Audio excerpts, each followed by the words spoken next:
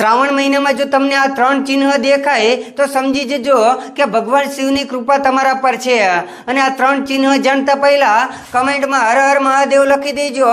અને હજુ સુધી અમારી ચેનલને ફોલો ન કરી હોય તો તેને ફોલો કરી દેજો।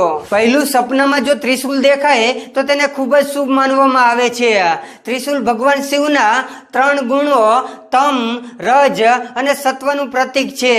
આ સપનાનો અર્થ એ થાય છે કે તમારા જીવનમાંથી કામ, ક્રોધ અને લોભ જેવા અવગુણો દૂર થઈ રહ્યા છે અને જીવનમાં શાંતિ અને સુખ લાવે છે। બીજું, નંદી એટલે કે બળદ।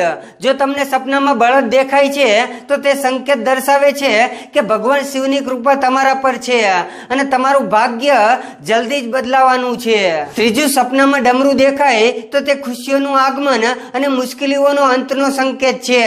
અને સપનામાં શિવલિંગ દેખાય તો તે આધ્યાત્મિક જાગૃતતા અને ઘરમાં ધન સંપત્તિના આગમનનો સંકેત છે।